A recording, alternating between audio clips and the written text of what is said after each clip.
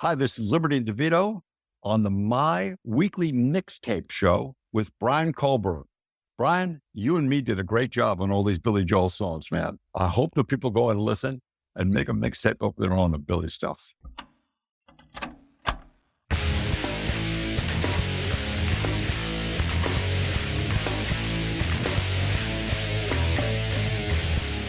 Welcome to My Weekly Mixtape, a podcast that takes the classic mixtape approach to building a modern playlist. I'm your host, Brian Colburn. When I started creating mixtapes growing up, one of the artists I made the most mixtapes of was Billy Joel. I made the Dream Concert setlist mixtapes, the Mellow Songs mixtapes, the Bombastic Tunes mixtapes, even the 70s output and the 80s output. I'm hearing a Step Brothers reference in there somewhere. And yes, I even made a Billy Joel mixtape of all the songs from Greatest Hits Volume 1 and 2, but from the original albums, because the original cassette that I had all the radio edits and I needed the real thing. But none of those mixtapes will compare to the one that I am making tonight, because tonight, one of the amazing musicians who played on these albums is joining me to collaborate on what I feel will be the ultimate Billy Joel mixtape, and that is the one and only Liberty DeVitto, one of my favorite drummers on the planet. Liberty, thank you so much for joining me on My Weekly Mixtape. Well, Brian, let me tell you something. This is very difficult. Very difficult to make. You know, I recorded 150 tunes with Billy or however many, and you expect me to pick 20 of them? It's insane. We are going to try to narrow it down as best as we possibly can, and I know that's no easy task. Now, let me ask you this question. Is it like I'm going to sit here with somebody who doesn't like Billy Joel and knows nothing about him, and I'm going to try to impress this person? Is that the kind of thing we're doing? Or is it like my favorite tunes, your favorite tunes? The beauty of how this unfolds is we're going to be picking songs together and kind of bouncing off of the vibe that is unfolding between us bringing up these tunes. So we're going to tell a story through our conversation tonight and build the playlist out together. So in other words, this is like Seinfeld. This list is about nothing right now. We have to make it into something. That is exactly right. Okay. Now, my first question for you, Liberty. Yes. The word mixtape, does that have any meaning to you? And if so, what is that meaning? I used to make mixtapes with cassettes when we were on the road, like in the 70s into the 80s, because we always used to bring our own little portable tape recorders and stuff, you know, boom boxes in the room and stuff like that to listen to music. And I used to make mixtapes of a lot of things. You know, with records onto the tape. Billy had bought me a Nakamichi machine for Christmas one year. Whoa. Yeah, it was really nice. And they used to make mixtapes on that. I sucked at it, but I mean, I had fun. That they sounded absolutely fantastic. So for me tonight, when I was trying to put together the songs that I kind of wanted to talk about, like you said, Liberty, there's 150 Billy Joel songs. Yeah. And there's not many that I don't like. So for me, I'm going to kind of go based off of however this mixtape unfolds and kind of see where musically the songs kind of unfold for me. Now, for you being the man that played on all of these songs, how hard was it just to narrow down some that you felt kind of rose to the top for you being one of those musicians? Well, I looked at it as, first of all, like I said before, I was looking at it like I need to impress somebody that doesn't really care much for Billy Joel. And then I thought, well, I need to play things that I think I played well, you know, that I play good on. And then I had to go with the ones that I like. So, you know, ones I like, because there's Billy Joel songs I don't like. You know, I mean, My Life isn't on my list. No. Wow. So that's the way I tried to put this together. Yeah. Well, let's get down to business. Tonight, as I mentioned earlier, Liberty and I will be curating a Songs of Billy Joel mixtape, and we'll use the old cassette deck approach, meaning our mixtape will be broken up into two sides, Side A and Side B. Liberty, as the special guest, will begin Side A with his first song choice, and then I'll add a song that I feel best follows up his choice. We'll then flip-flop choosing songs until we've mapped out the 10 songs for Side A. We'll then give our mixtape a proverbial flip, and then we'll map out Side B, only this time I'll kick the side off with Liberty choosing second. Our overall goal for the episode is to craft the best Billy Joel mixtape possible through only 20 songs. At the end of the show, you can take our conversation to the next level by visiting the Songs of Billy Joel page at myweeklymixtape.com and give our final mixtape a listen via the embedded playlist. Finally, if you like what you're hearing on the show, please consider becoming a Patreon mixtaper at patreon.com/myweeklymixtape. And before we press the record button on this mixtape, some of the fellow mixtapers chimed in with songs they feel would best kick off a Billy Joel mixtape, and I want to share some of them now so we have some food for thought going into the discussion. Patreon mixtaper David Owens chimed in with You May Be Right. Cactus Pete chimed in with I Go to Extremes, and Ben from the Too Vague podcast chimed in with Pressure. Elsewhere on social media, Alex Alt, Jim Bricker, and Jay Hall from the Okie Bookcast all chimed in with Prelude, Angry Young Man, with Alex's being the live Russia concert version and the others being the studio version. Michael Grosvenor chimed in with Sleeping with the Television On for studio recordings, and Allentown from Nassau Coliseum in 1982 in terms of live recordings. J&K at the F My Work Life podcast chimed in with Captain Jack. Justin Fortune chimed in with The Entertainer. Jason Whistle from the It's Not That Bad and There Can Only Be One podcasts chimed in with Pressure. Hector Contreras broke it out by decades, agreeing with Alex Alt and Jay Hall with the Prelude Angry Young Man for the 70s, and then he went with Running on Ice for the 80s. Stuart H. chimed in with Only the Good Die Young.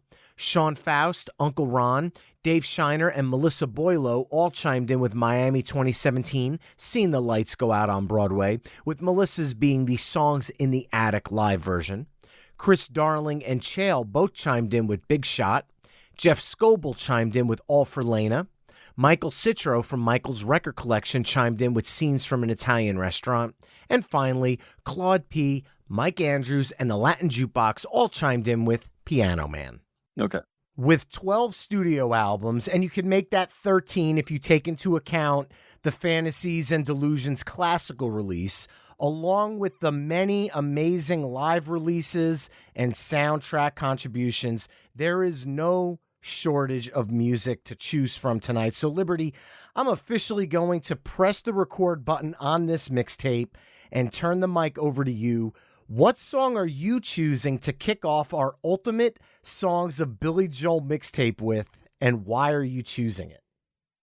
I Go to Extremes because I just want to punch the person right in the face. Awesome. With Patreon mixtaper Cactus Pete calling it. Absolutely fantastic tune. I want to start with a big bang, and I think that one does it. That certainly does. That is one of my favorite Billy Joel songs of all time. That was easily on my list. There was no way we were getting through this episode without talking about this one. When this song exploded after We Didn't Start the Fire, did you guys know you had a massive hit on your hands with this one? Because at that point, We Didn't Start the Fire was everywhere, taking over schools and everything else because of the, the history nature of it. But then here comes I Go to Extremes, and that song explodes to pretty much the same level, while it charted just a few notches down from the number one hit of We Didn't Start the Fire, of course. Well, we had recorded I Go to Extremes earlier, and when Columbia first came in to hear what the album was, and they listened to all the songs that were on Stormfront, and they listened to I Go to Extremes, and what they told Billy was, I hear your second single. We don't hear the first one yet. And then he wrote We Didn't Start the Fire. Wow. Yeah. Well, I'm guessing the label got it right, because that was a fantastic 1-2 punch in that instance, for sure. It really was. Yeah, I love I go to extremes because I think I played well on it. It really sounds good sonically. And I probably out of all the lyrics that Billy writes, you can always relate to the lyrics because, I came from Seaford, he came from Hicksville, which is one town away from each other. And so we relate to a lot of the geography that he talks about. We relate to girls that he talks about, and stuff like that. And extremes I can relate to being that person that he is too. The guy that just doesn't know why he goes from one thing to another, like, all of a sudden like that. So I really love that song. I couldn't agree more. And I get to follow that up now with my first pick of the night. Okay. And like you, Liberty, we're on the same plane because I want to punch people in the face right from the beginning as well. And a song that I would have always wanted to see second in the night because I just love coming out of that opening song and then your drum beat kicks in and it's driving and you're waiting and the bass starts coming in. Boom, boom, boom, boom. Boom, boom, Yeah. boom, boom. And we get into Pressure. Following up, I Go to Extremes. That song is one of the songs that I learned how to air drum to growing up.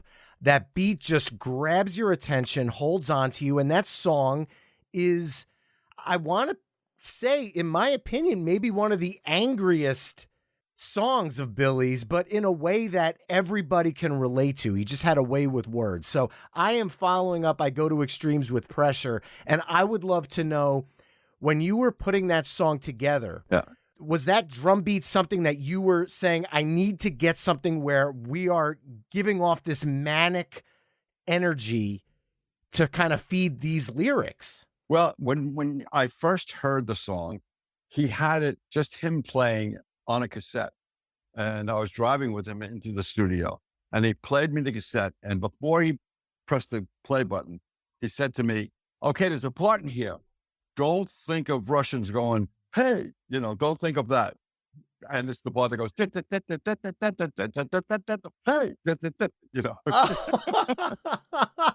So yeah, the beat needed to be like a halftime beat. And then the second half of the verse, it goes into the regular straight 4/4 because it kind of calls back when he's talking softly. You had to learn, yeah. And then when it changes the chords, from and here you are. Like, then it's talking about this person, like here you are. Yeah. So it takes off like that. Yeah. That was a good song. That's on my list, but it's down by the bottom because I wanted to, go through the songs and then at the end, like kind of kick it up again and then like that. So, but yeah, Pressure's on my list. All right. Well, then I am going to throw it back to you now to pick the next song on this mix. Okay. Boop, boop, boop. Boop, boop, boop, boop. Grrring, grrring. Sometimes with fantasy. Love it. I will tell you right now, and this is a true story. I got in trouble as a child growing up because I sat at the phone one day trying to figure out what the number was that was being dialed at the beginning of that song. It was the phone number of somebody Phil Ramone hated. Really? Yeah. Wow, I had no idea. That is unbelievable. Yeah. Easily my favorite song on Glass Houses. So I love that track. I love where you're going with this. And coming out of that, this is tough. I actually want to go newer because we're kind of rocking on this side so far. Yeah. And I want to go off the River of Dreams, and I'm going to go with the opening track, No Man's Land. That's a good song. Yeah. Yeah. Because I know the River of Dreams album is very popular on the pop side of his catalog. But for the rock side, I feel like songs like No Man's Land get overlooked because of all of the beautiful ballads and pop songs that kind of permeate throughout the River of Dreams. Right. But this song shows he's still got the rock in him on this album, and I love it as an album opener. Now I'm curious, I know the River of Dreams tour, you guys played that a lot. Did that song kind of fall out of favor with the band after that album cycle? Well, No Man's Land, we opened the show with No Man's Land when Hmm. River of Dreams came out. Yeah. Oh, it's a good song to play. You know, I don't want to say I have a bad taste in my mouth for River of Dreams because that was the one where me, Skylar Deal, and I think Tommy Burns and whoever else, Crystal Telefer, we all went into the studio with Billy and recorded like about 8 songs for River of Dreams. And then Billy, he was writing the songs, playing the piano, singing the songs. He built the studio. He was going to produce it. Too many hats. How to get rid of one of them. Picked Danny Kreutzmeyer to produce the River of Dreams album. I actually wanted Eddie Van Halen, but he was, Wait, what? yeah, Really? yeah. It was that or Stormfront. One of those two. Eddie Van Halen was kind of up for. Wow. I try to think about how that production would have changed with him at the helm. That's fascinating. Well, it might have been Stormfront because it's more guitar, and that's Yeah, why yeah. Mick Jones was chosen. But anyway, back to No Man's Land. So we recorded like 8 songs, and maybe one day Billy will release. They're called the Boathouse tapes because we were in a boathouse that he built the studio in, and you will see how those tapes sound like Billy Joel. Like where this new stuff, like you say, was more pop and into a pop feel. But there were all good songs on that record. Really good songs. I mean, the only one that I'm on the album is Shades of Grey. And that was Billy's Wow. choice to not use the one that they did with that other band, but put us on there. Absolutely fascinating. Well, Liberty, I am throwing it back to you to follow up No Man's Land with our next song. Okay. I love this song, which kind of nobody really listens to it. It's from Glass Houses again, and it's called Close to the Borderline. Yes! Yeah, You gotta be kidding me. Yes. Yes, yes, yes. that's my favorite song on Glass Houses. It's Close to the Borderline. That is my second to Sometimes a Fantasy growing up. Shocked that this song was not a massive hit. Yeah. Shocked. This song has such a groove to it. It's funky, it's fun, it's got this bravado about it, and it just fits so well. The most underrated Billy Joel song in his entire catalog, in my Yeah. opinion. Yeah, I mean, and it's got those insane lyrics, like he's ready to snap again, Yeah. Yeah, so I really love that song. I mean, it was fun to do. At the time, we were bouncing around at different studios, and we did that one in Electric Ladyland. And what I really love is the beat and everything that goes on and stuff like that. But the guitar solos that are in the middle of the song, where Russell Jarvis plays and comes out of one speaker, and then David Brown comes out of the other speaker, kind of like the Beatles did in the end. The 3 of them played different parts on the guitar. They did that, and it was really cool. Absolutely love that song. It's a good one. Yeah, following that up is tough because we've got a really rockin' set here going so far, and I think I'm going to keep that going, but I'm going to Okay. tease people by slowing it down a little bit just for the intro. And Liberty, I had the pleasure of talking with you and Gomez on Playlist Wars when we did the Songs in the Attic album. We Right. talked about it together. And I'm going to go off of that album with my favorite song from it. And I'm going to go with Miami 2017, Seen the Lights Go Out on Broadway, recorded June 24th, 1980 at the amazing Madison Square Garden. One of my favorite songs from the catalog. Again, you start off with that beautiful opening piano, but then make no mistake about it, this song rocks and it's going to melt your face. And it's been a staple since it was first released for that very reason. I would love to ask you, because I went with the live version specifically. Yeah. Do you, as a part of the band, feel like the Songs in the Attic version elevates the version that was originally on Turnstiles? I had recently did an interview. The guy sent me questions, and I filled them all out and stuff like that. His favorite of that was his favorite record live was the Russian album. Miami 2017. Awesome. Yeah, and I said, no.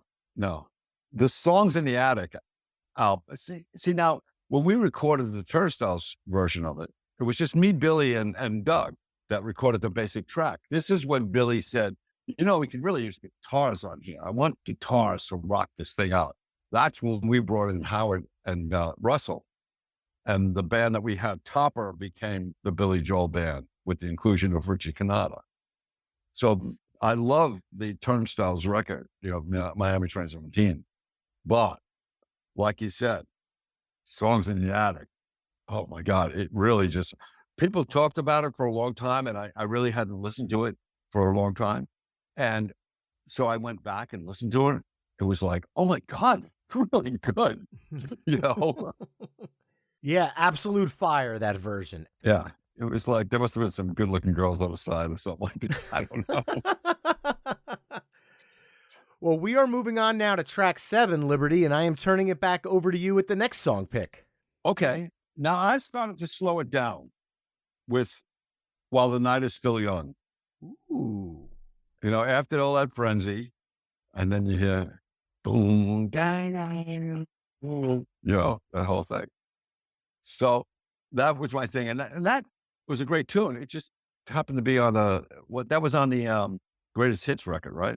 The Greatest Hits, Volume 1 and 2. Yes, sir. Yeah. So that and Second Wind were the 2 tracks at the end. Right. So I thought that was a bad way to put a record on an album that had all the hits already. And then you got those 2 songs. So people are like skipping over it because they want to hit hits. That's why they bought the album, but I love that song. One of my favorite lyrics that he ever wrote is in that tune.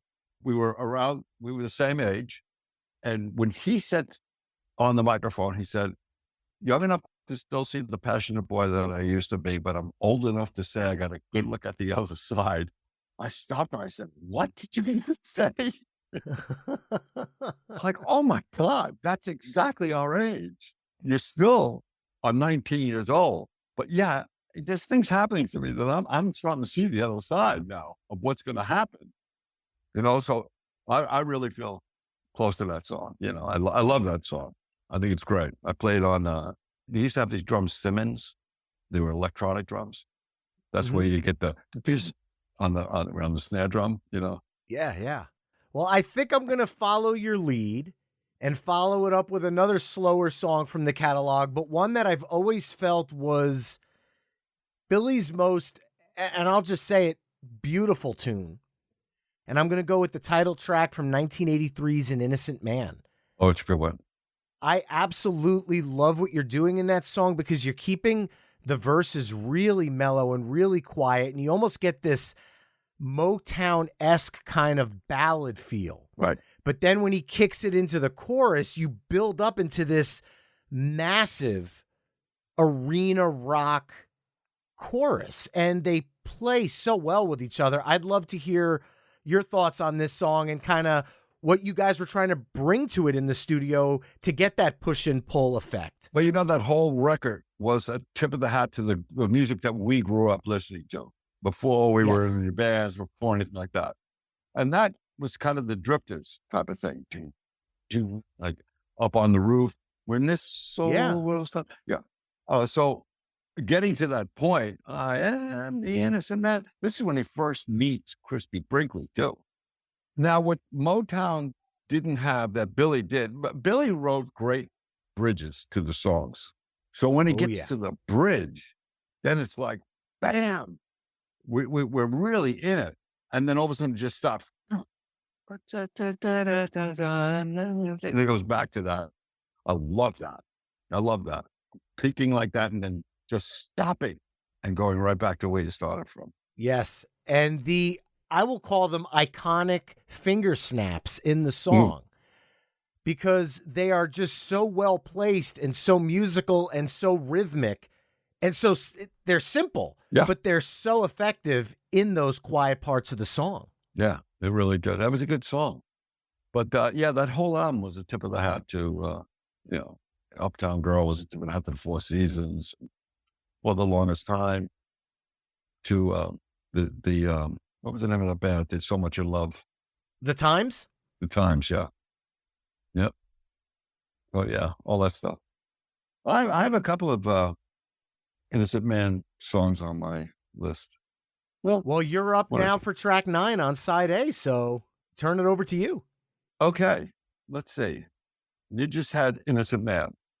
Now, I think that see, I have the longest time on the list, but it's a great opener for the record, Innocent Man, which is Easy Money.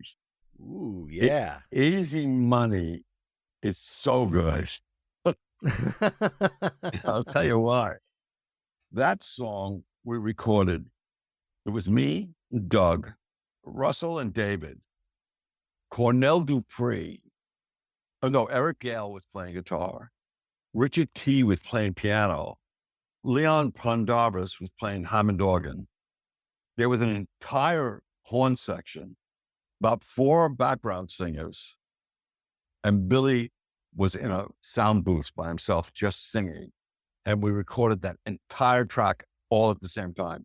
Whoa. It was the only time we did something like that. That was exciting, to be with these major studio musicians and our little band, and Billy just doing whatever he wanted in the studio because he didn't have to worry about the piano or anything like that. Wow. That is a fantastic story. I did not know that about that one. Yeah, I love it. That was a good song. Yeah.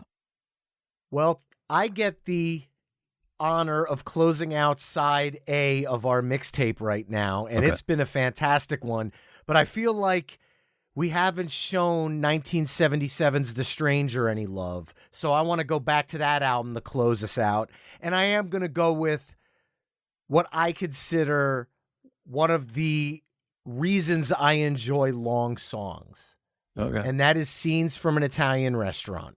It is obviously one of the live staples, one of the biggest songs for the band to play live.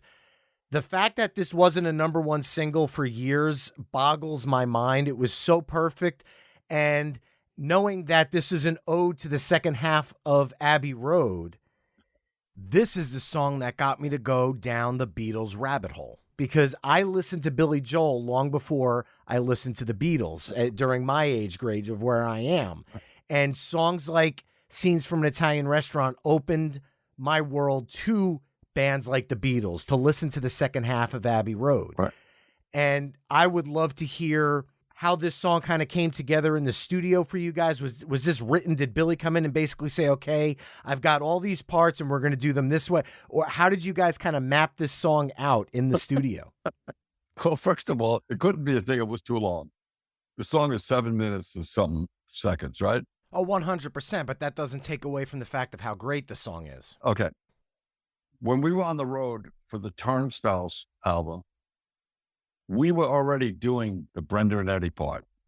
So now I know we played Scenes from an Italian Restaurant at Carnegie Hall, but like we would do sound check and we'd be playing Brenda and Eddie. And then he would say like, oh, I've come up with this other part. I'm going to make this, and then he'd come up with the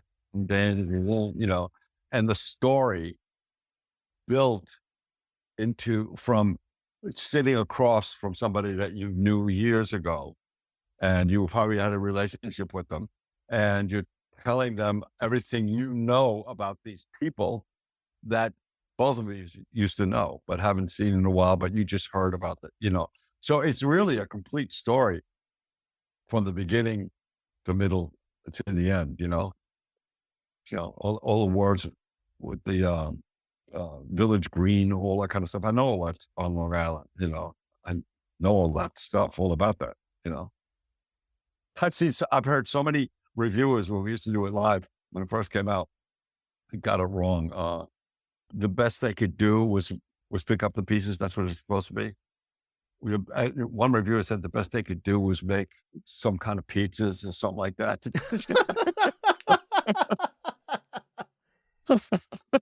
Yeah, silly things like that.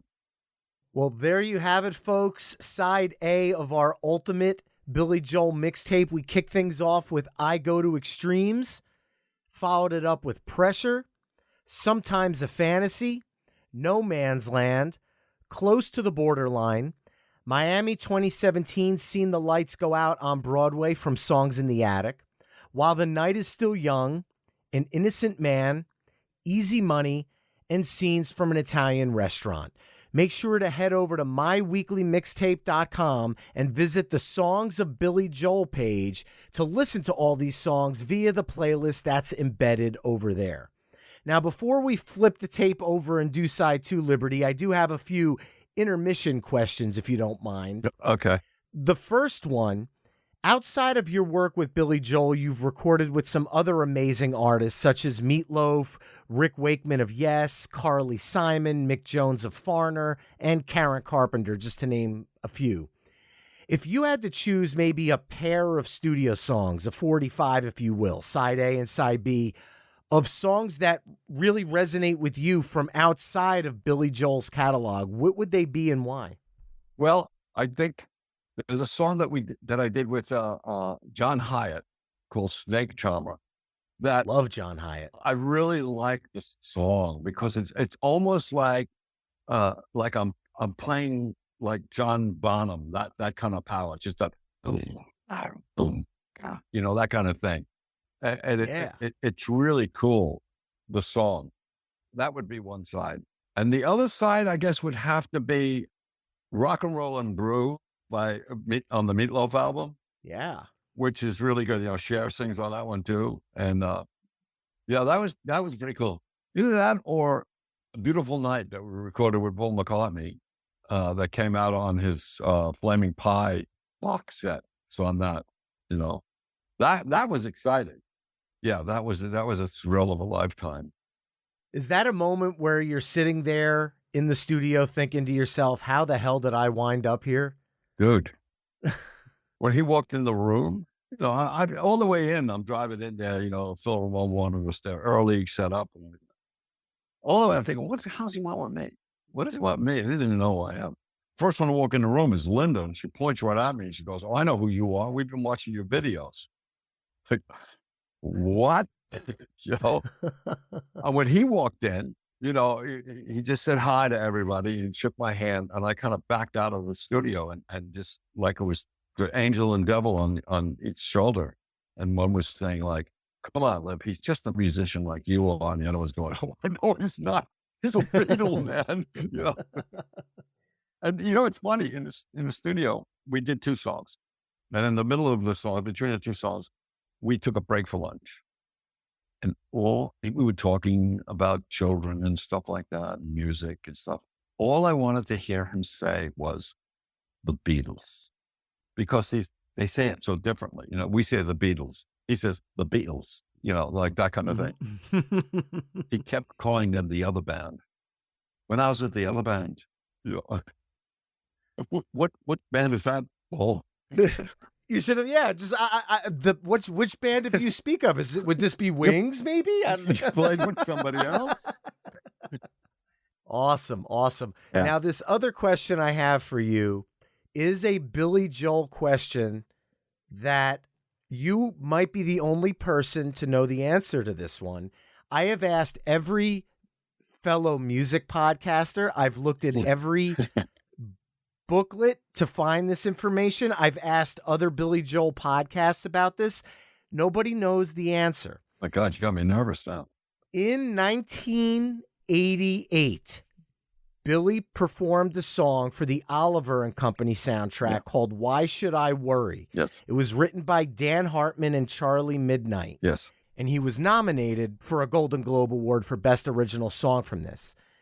It wasn't written by Billy. No. But did you guys play on that song, or was that a Disney house band, so to speak? That was a totally different band. But the funny thing is, Billy sat there. I was sitting next to him on the piano bench. We were recording, I believe, the Bridge album at the time. And I was sitting on the piano bench next to him. And somebody came in and said, they want you to write a song for the Oliver. What was he, Oliver? He was Dodger. He was the Artful Dodger. They want you to write. And he just turned and looked at me and said, "You write it." I went, "Okay." And I wrote a song called "I'm the Greatest." It's about he can jump into bed before the light turns out. He can do all these things, that makes him the greatest, And we actually recorded it with the band. And Billy sang it and everything like that. But I think they wanted to go with a more famous songwriter like Dan Hartman. So mine got kind of pushed to the side, but Billy recorded it and everything. Is this a song is just sitting in the vaults Just waiting to be in the released? vault, in the vault with the Boathouse tapes. Yeah, it's all in the vault. Well, I think I speak on behalf of everybody when I say we need to hear these things. I'm the greatest. Yeah. Well, let's now flip things over and get started with side two. Now, side two, I get to kick things off, and Liberty, you'll be following it up. Okay. We talked about this album very briefly earlier, and one of the mixtapers chimed in with this song. And for me, if I'm starting a side, there's only one song I could start with. And growing up, the concert cassette was one of my first cassettes that I purchased with my own money. That was the Russia concert album. Right. And that live version of Angry Young Man just melts my speakers for many, many years. Yes, I know I'm going for a second live cut, but as much as I love the version from Turnstiles, this version is just 150 miles an hour. It's so amazing, and it is up there with some of my favorite Billy Joel live moments ever. So I'm going to go with that version of Angry Young Man, and I would love to know, because I've watched that concert countless times. You're in this arena, everybody's sitting, and you come out and kind of kick things off with this song, and everyone's in their seats with their hands folded. What was that moment like? Well, we started the song, right? Billy started. Now, on the record, you could hear him started at a certain tempo. And as soon as I click in, it goes to a much faster tempo. Billy always hated me for that. He was always like, slow down, come on. I'm like, no, we're going for it. But I remember him, we're kind of in the middle of the song, and those people are just sitting there because they weren't allowed to get up. You know, they weren't allowed to stand up. And when they were lighting the show so they could film it better, if somebody was standing, the security, which was the soldiers, would come over and just push them back in their seats. So I remember him looking at me. He's playing the piano. We're playing Angry Young Man, and he looks at me and goes, "We're dead. We're dead." Then he finally, you know, as the show went on, he finally heard cheering from the back. You know, you had to be a part of the Communist Party to get tickets to the first couple of shows.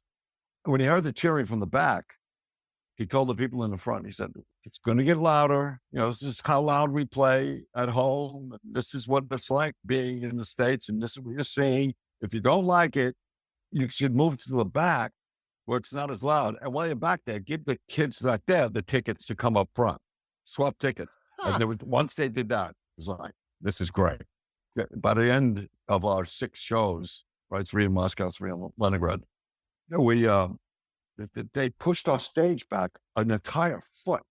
They were rocking so much. I mean, the stage that we were on, they pushed it back an entire foot. Wow. Yeah, it was great. It was great. It was great the way it built from like we're dead to like, wow, we succeeded at that.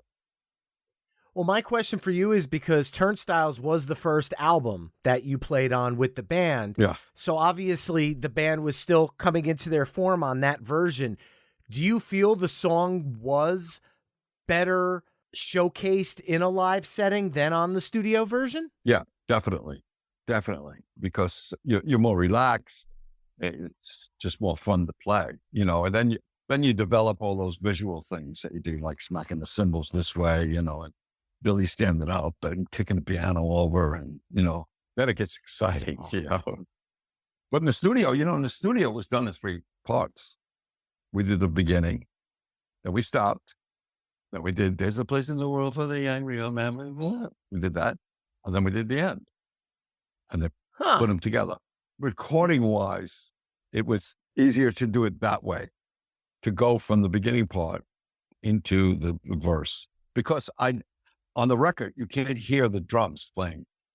You just hear the, which, by the way, I did on Billy's chest, because we were listening back, and he goes, "I want something like this." And we took him out. I laid him on chairs. I put a mic on his chest, and I went on his chest. Really? Yeah, and then overdub some brushes to give it a little higher tone. Wow, that is so cool. I had no idea. Yeah. Recording magic at its finest. Well, coming out of Angry Young Man, Liberty, I throw it back to you now to pick our next song. Okay, I'm going to go with Allentown. Nice. Yeah, I like Allentown. I mean, it was Levittown for a longer time, and that's all he had for years. Well, we're living here in Levittown, and then what are they doing? They're not doing anything. But yeah, Allentown. It's a good song. You know, it's another opener for the an album, right? Another curtain starts Yes. with Allentown.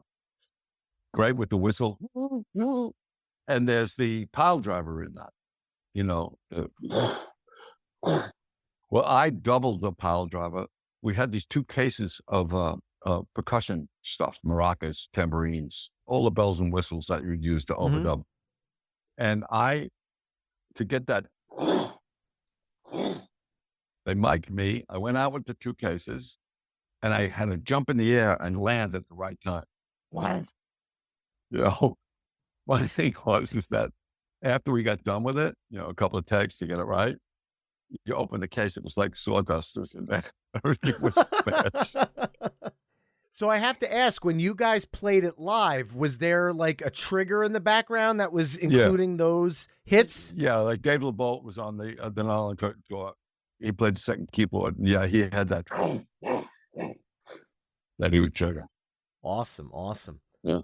Well, coming out of that song, I want to go with something where it kind of takes us on a little bit of a different journey, but it's a song that I feel it just stands out in the Billy Joel catalog, and I'd be remiss not to include it. And the drums are very tribal in this song, and that's something where I think it does stick out for me. And I'm going to go off of the Stormfront album, and we're going to lead it off with the amazing Itzhak Perlman, and I'm going to go with the Downeaster Alexa. As you were talking, I wrote that down. Downeaster Alexa. That's what I was going to say. Yeah, that's a good one. We were in the studio. He had the song, and he said, "I want this to be. It's about my boat, about the boat. I want this to be about a boat." So I immediately went to like a Jimmy Buffett kind of like put it. And he went, "No, wrong color water." He says it's a fishing boat, you know. So I had to come up with something that would kind of mimic the fishing boat. Everybody knows that a horse is, you do that on drum. A train is, right? Yes. I had to come up with something that sounded like a boat. So, you know, you're going over these gigantic waves, right? And you're crashing down on the other side with a boom, right? But when I was growing up on Long Island, I lived in this little sea town called Seaford, and had canals in it. And when the fishermen would go out really early in the morning, the boats had diesel engines, and they would have to putt out in the canals, and you could hear them go, bup, bup, bup, bup, bup, bup, bup, bup, bup, bup, bup, bup, bup. The things were never steady, so that, you know, and the engine. But with the time, so with the toms, it was like going over the waves, and then put time in it with the snare drum to hit, and it became this boat that he could ride on. Bam, bam, bam. Like almost, have you seen the white wow? The idea to bring Itzhak Perlman into the fold for that recording, was that something that the label, was that Billy's thought? Was that? Needed a fiddle, you know, so why not get Itzhak Perlman? I guess they were living in the same building or something like that. And so he did it, but there was some kind of arrangement that it didn't happen, so they couldn't use his name. That's why it says a different name on there. He's credited as world-famous incognito violinist. That's it. Well, Liberty, coming out of the Downeaster Alexa, I turn it over to you now. World-famous, hopefully not incognito drummer. Yeah, okay, okay. Let's go to something up now. Let's go right into Zanzibar. Ooh, love it. Yeah, Zanzibar. One of my favorite tunes. You know, it's funny. with the band, the Lords of the Second Street that I play with now, we got Dan Orlando and does the Billy part and the other guys to enhance the band. Me, Rich Canada, and Russell Jabbers. We do all these sort of Zanzibar and Angry Old Dan. And Zanzibar is one of my favorites to play because we whip into that jazz part. Yeah. And I can see people like that know the song thinking like, okay, we're going to see, can they do that jazz part? Can they do it? You know, and when we pull it off. And the part that's great about it too is like TikTok, I think it is. The kids on TikTok, the younger people, they were doing this dance to, I got the old man's car. I got a jazz guitar. And sometimes you'll see young, like they must be in their teens or something like that. And they're sitting listening to the song. And they go, and then all of a sudden it goes to that part and you can see them kid each other. Like, that's it. That's the one, you know. Such a great song. It's a great song. And, you know, it didn't have the jazz part. It wasn't until he wrote the words, I've got a jazz guitar. Then when it came to a break, it was like, oh, well, there could be a jazz part in here. Why it's a jazz trumpet, not a jazz guitar, I don't know. But that's a famous guy playing the trumpet, Freddie Hubbard. Yeah, yeah.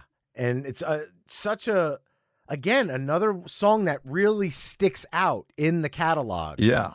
That's when you try to pinpoint what kind of artist is Billy Joel, that's kind of the beauty of what I love about his music so much, because he's a rock artist, yes, but he's also a singer-songwriter. Yeah. He's also a jazz musician. He's also, you know I said tribal before, but I for lack of a better term, the vibe you were going for in the Downeaster Alexa, that is hard to describe that. Right. You can't just say that's a rock song. No. Well, I call it tribal. It's like a world music. And he does them all with the band, obviously, so well that it's kind of hard to pinpoint him to one genre. Yeah. And there's a funny part in Zanzibar. Before the first solo, when Freddie Hubbard does first solo, I go from sticks to brushes. And if you listen, turn your stereo up real loud, you can hear me put the sticks down and pick up the brushes. You hear on the floor tom, because I laid them on the floor tom. Ooh, I'm going to have to listen back to that one. Yeah, you can hear it. All right. But that was a cool song to play. I mean, that was a lot of fun to play. Yeah, took a lot of concentration to different parts. Well, I'm hoping that the song that I'm going to follow up Zanzibar with is another one that maybe you had fun to play, because on the Songs in the Attic album, when you played this July 10th, 1980 at Toad's Place in New Haven, Connecticut, sure as heck sounded like you were having fun.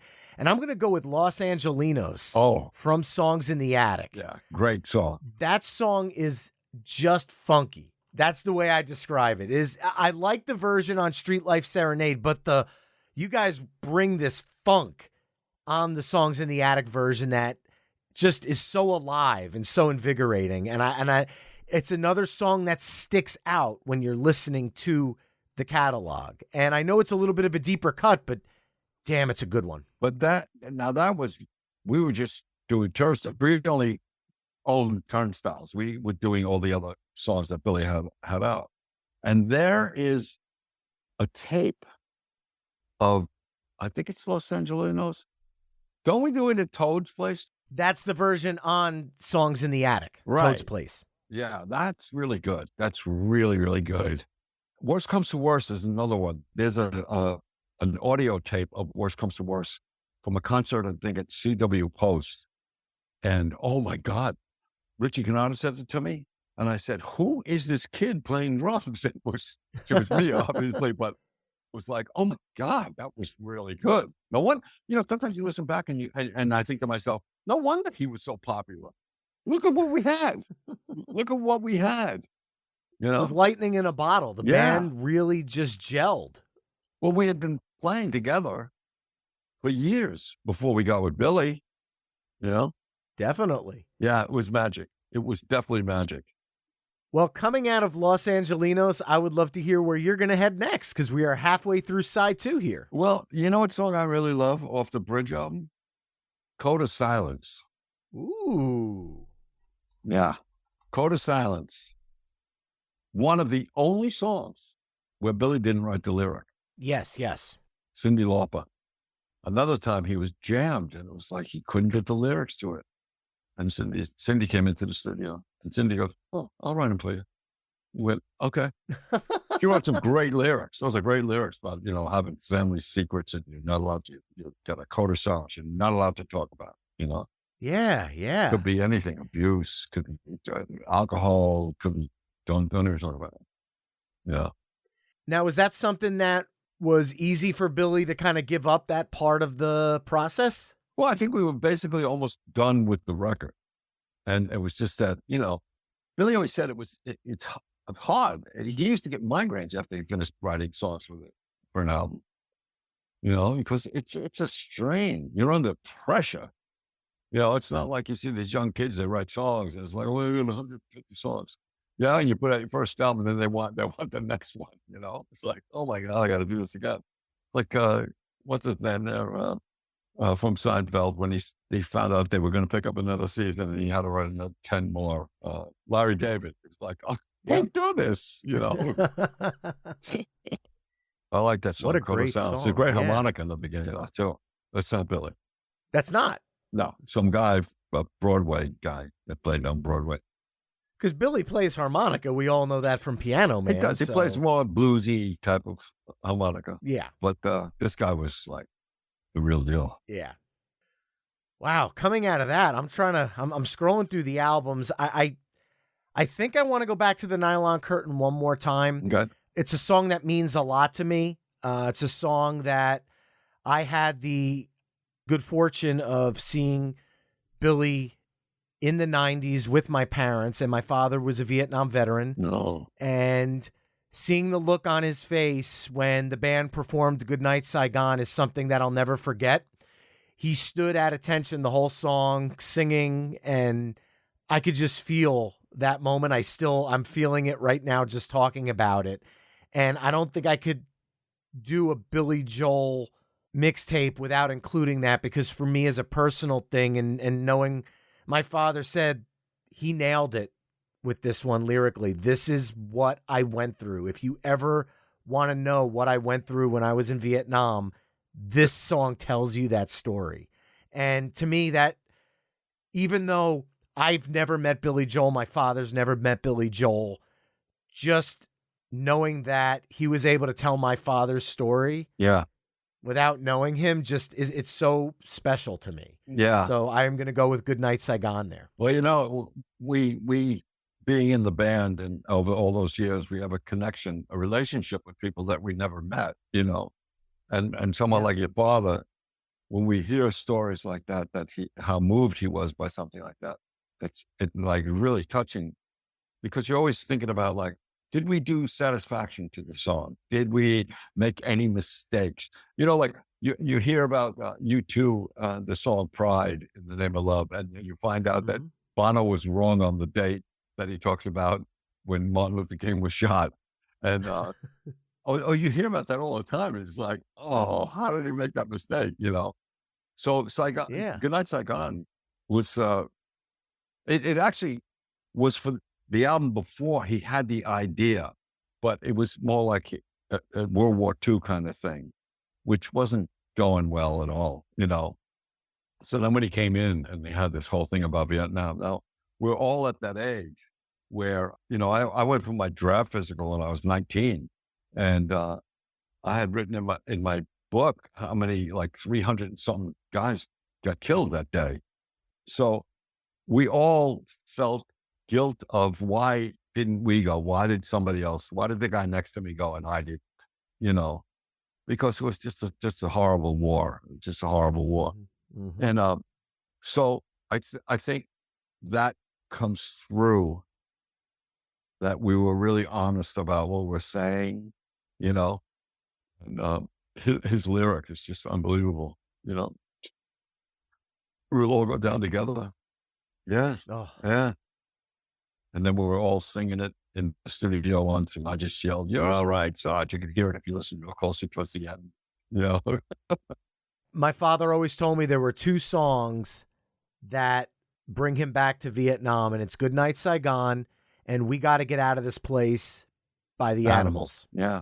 Great song. Great song. Wow.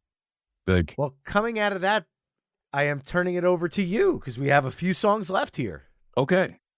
Now, how many songs we got left? We have 3. You have 2 songs left, and I only have 1. Okay, then I'm going to go with this next song, Awful Lana. Nice. Why was that not a single in the United States? Okay. Why was that only released in the UK? I have no idea. I flabbergasted about that I have one. no idea. All I know is that before we went in to do the Glass Houses record, we were just coming off of 52nd Street, right? I mean, we're in Europe touring. And I went to see this band, and I told Billy, I said, you have got to hear this band. They are changing the sound of things. And I think Billy got a little shaken by it. And the band was The Police that I went to see. Wow. Yeah.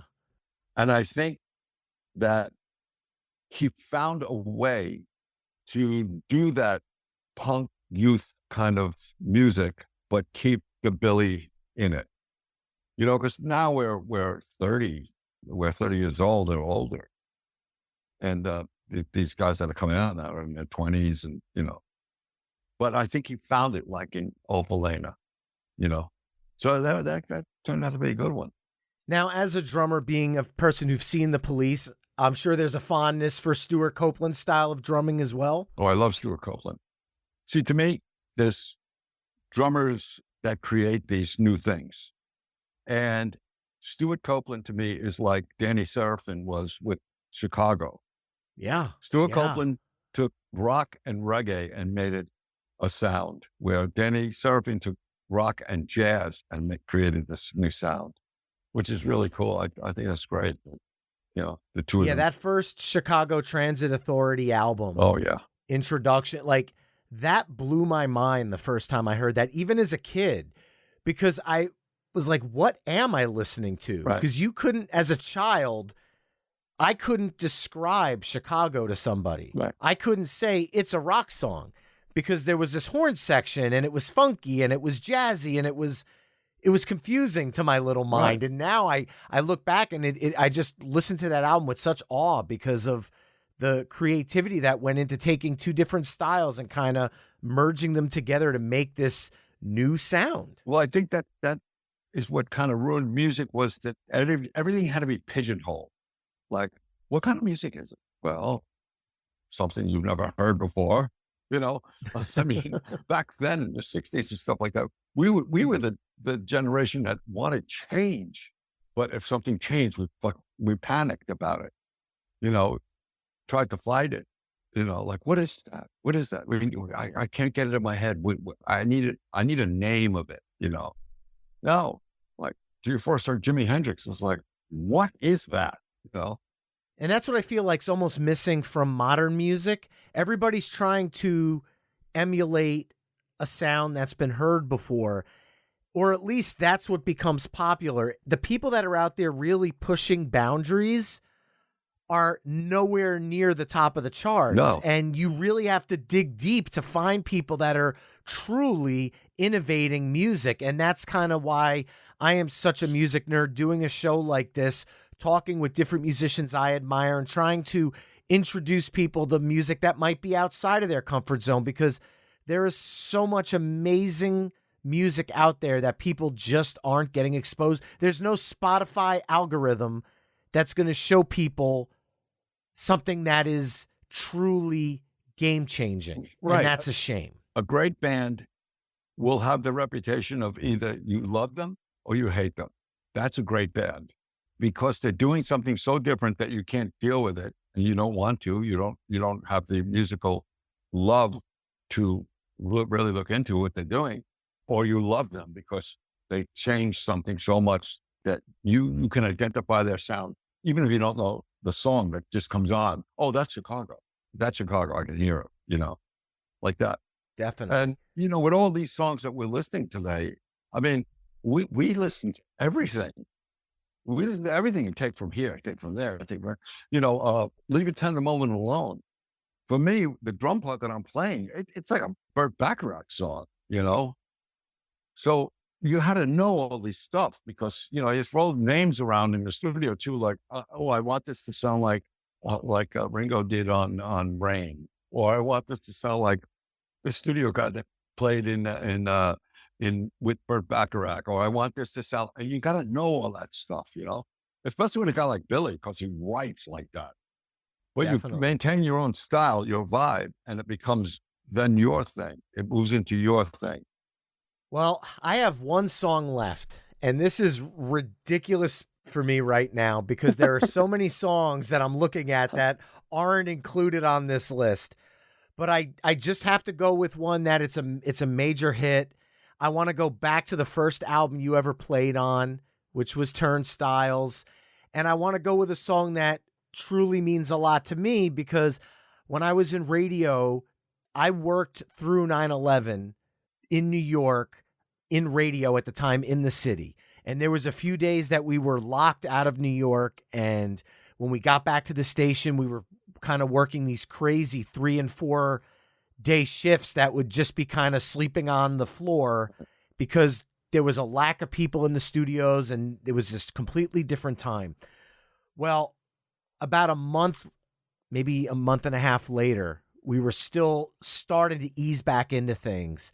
And my buddy Jay and I went to a karaoke bar and everybody was just trying to blow off a little steam and sing some songs. And one of my favorite songs to sing by Billy Joel prior to September 11th was New York State of Mind.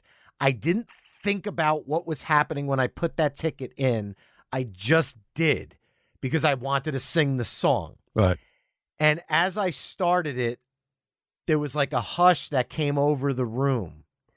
And at the end, this tiny little bar, I'll never forget this, just every person in the room was just, I put the mic down and the whole room was just singing it arm in arm and bringing people together in such a beautiful way. And my old Turnstiles co-host, Jay Sweet, was there with me, and we talk about this moment all the time. Just shows how powerful Billy Joel's music is to people, especially from this area. And to me, there are a lot of songs that are New York songs. You think of Empire State of Mind by Jay-Z, you think New York, New York by Frank Sinatra, but it always comes back to New York State of Mind for me. And that is what my last pick of the night will be, realizing I'm leaving so many songs off. But I would love to know, because this was your first album recording with Billy Joel. Did you realize what this song was going to become when you were recording? Did you realize the stratospheric heights that this song would reach, even if we are just talking about the New York and tri-state area? No, we didn't, because it was such a ballad. It's almost like an old kind of Sinatra, that kind of ballad. So like, it was really cool to play it. And the lyrics really meant a lot. But to us back then, it was about Billy returning to New York and all the things that he missed about New York. It didn't take hold until like 9/11 and all of that kind of stuff about how important New York is to people and how, it's the center of the world. It really is the center of the world. And, Richie Cannata has the best story about it, because when he came in to the studio and he brought a saxophone, and we were just finishing up Angry Young Man, and he heard Angry Young Man, and he said, I don't know, what am I going to do in this? This is Angry Young Man. And then Billy said, I want you to play sax on this song. And he played him the basic track of New York State of Mind. And that's when Richie knew what he had to do in that song. And when the COVID hit, and they did that show at Central Park, the big show that there was going to be the comeback, New York was still alive again. Richie played that solo with the Philharmonic. Yes. Yeah. That's how big that song became. I mean, you really can't get bigger than that song as far as the songwriter goes. It's like, I mean, Paul McCartney said if he wrote any of Billy Joel's songs he would have loved to have written Just the Way You Are. But I think New York State of Mind is like, it's an anthem, you know? It truly, truly is. Well, Liberty, you got to kick off the festivities this evening with the first song on side A, Yeah. and you get to take us home with the last song of the night, the last song on side B, summing up this mixtape. No pressure at all. The only reason why I'm picking this song is because out of all the Billy Joel songs, it is my favorite song. Favorite, because I think we played the hell out of it. The intention of having a sound and a style of another band that we really loved is on it, you know? So the song I have to pick at the end is Laura from the Nylon Curtain. Wow. Yeah. Close it out with Laura, which isn't quite a ballad, but, you know, and it rocks just like the other song you were talking about. It's not quite a ballad, but, you know, Laura. Wow. I love that pick. That's a nice, deep pick. Again, I have to ask, like I've said a couple of times tonight, why wasn't that a massive single for the band? It defies my imagination. Well, you got an album that has Allentown, Pressure, Room of Our Own. What else is on that record? Good Night Saigon we talked about before. Yeah. It's like the whole album was kind of a tip of the hat to the Beatles, of course. And Laura, sometimes when the guitar solo does, I have to think to myself, am I listening to a Beatles song or is this us? You know? Yeah. That's how I even did the Ringo, boom, boom, boom, boom, boom, you know, that fill that he does all the time. That album is my favorite album of all of them, too. There's some great stuff on that record. And I think that's considerably one of his most underrated albums. Even though there were hits on it, I feel like as a whole, people automatically jump to The Stranger. They automatically jump to Glass Houses, 52nd Street. And the Nylon Curtain gets like overlooked when it shouldn't. Yeah. I mean, Scandinavian Skies, so great. That massive. That's like a Beatles tune, you know, the strings and everything. And then going back to the concert album we were talking about earlier, one of my favorite covers I've ever heard the band play was Back in the USSR from that Russian concert. How much fun was actually playing a Beatles song in Russia, back in the USSR? Playing a Beatles song before the Beatle could play it. We played it before McCartney played it in Russia. Yes. Yeah, we played Russia when the wall was still up. He went after the wall came down. It was the perfect song to play. I mean, come on. And they knew it. You know, the Russian people, they weren't allowed to listen to rock and roll and nothing like that. The way they used to get music was one guy, they would smuggle in a tape. So say they smuggle in the White Album, right? And they have these boom boxes. Maybe about 10 or 20 guys would have their boom boxes and they would put blank tapes in each one. And the one guy that has the original tape, now they're in a forest somewhere where nobody else could see them or hear them. He drops his tape in. They press record and he presses play. And that's how the tapes got around in Russia. Or they would cut them to X-rays, you know, because you can record on an X-ray. Somehow, I don't know how to do it, but I've seen that too in Russia. So they knew back in the USSR. So there's no joking around when they say it's a Russian bootleg. No joke. That was the only way they can hear music. Wow. Only way. So they really didn't know much about Billy when we went there. He was billed as an American poet that was coming over. And they only had like 3 stations, or 2 TV stations. And someone would be in the middle of watching their favorite show on that station, and all of a sudden, boom, one of our videos would just show up in the middle of that show. Well, he is an American poet, so they didn't lie. Yes, he is. And you talk about influences from other bands and stuff like that. There was this thing called the musical ring that Billy did. It was actually set up like a boxing ring, and they would take local rock musicians, you know, that were in the party or whatever, but they were rock musicians. And the commentator would tear them down, like almost to embarrass them. that they're playing rock and roll music. Well, Billy did it. He sat in there and he played a Russian classical piece. And he also, I forget the name of the piece, but he also inserted the part that the Russians had taken out. He did that too. Really? He was so good on the show that after we left, they discontinued the show. Yeah. Wow. Yeah. Well, before I go through side B, I'm going to address the elephant in the room just because there are probably some Billy Joel fans that are sitting there saying, how the hell did you guys get through 20 songs and not talk about it? So just to talk about the song, because I would feel like it would be a criminal not to for the people that love the song so much. What are your thoughts on Piano Man? Where does that sit for you? Because obviously they call Billy Joel the Piano Man. It's the song you've probably played more than any other Billy Joel song. So does it suffer from overkill? We used to play it at the end of a show or something like that, Billy. And I used to be playing the drums and I just would look over to him and go, I can't believe you wrote this shit. I mean, I remember, before we were in the band, way before we were in the band, hearing the song on the radio and thinking like, yeah, oh, look, Billy Joel from the Hassles. He's got a record out now.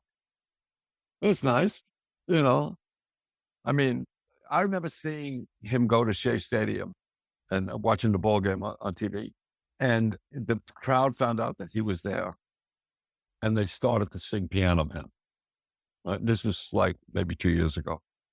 And I remember calling Richie and saying like, it was so great to see Billy proud and up there. But you got to think of something that if it wasn't for the stranger at 52nd Street and glass houses and Alan Kirk, nobody be singing Piano Man these days.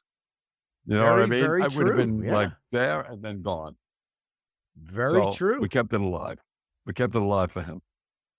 I think even he got bored with the song. That's why the crowd sings that. Give us a song,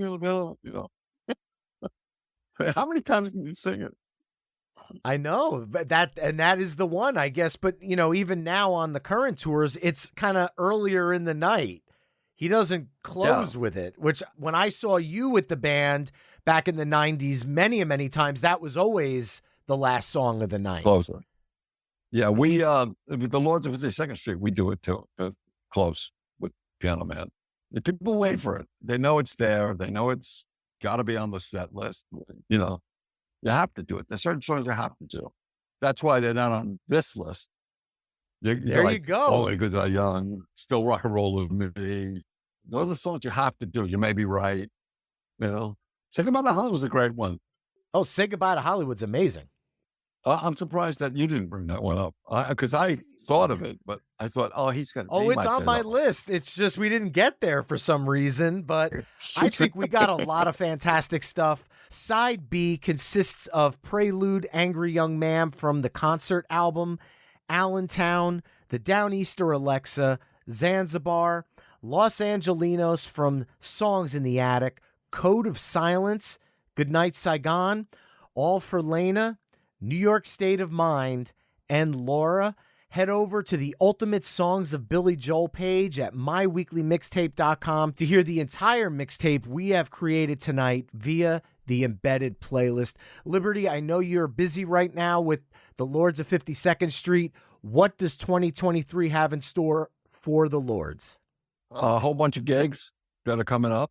We're just in Florida. So we're playing a lot. And my other band, the Slim Kings, we're playing out the house drummer at Richie Canota's studio. And where people come in, they want that Billy Joel drum sound. I get the call, go out to Cove City and play out there. So still a lot of playing going on. I mean, we're coming out of the COVID, like slowly, but it's really starting to happen now. It's all good. Well, the door will always be open, Liberty, anytime you want to come back on the show and do a volume 2 to this, because there are so many songs we left off the table tonight. Yes, we did.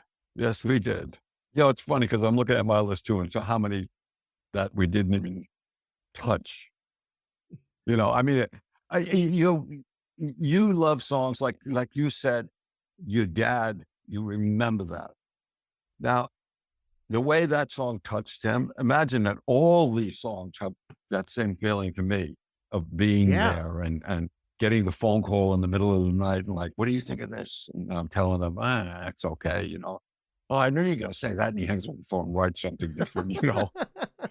But all these songs, I mean, Leningrad, we went. I sat next to him who wrote the song, you know. And it was like, yeah, that's exactly what it was like to go there, you know. He just has a way of being able to tell that story that you want to tell, whether it's about something you did or some girl that you loved, or you can do it in 2.5 minutes, you know?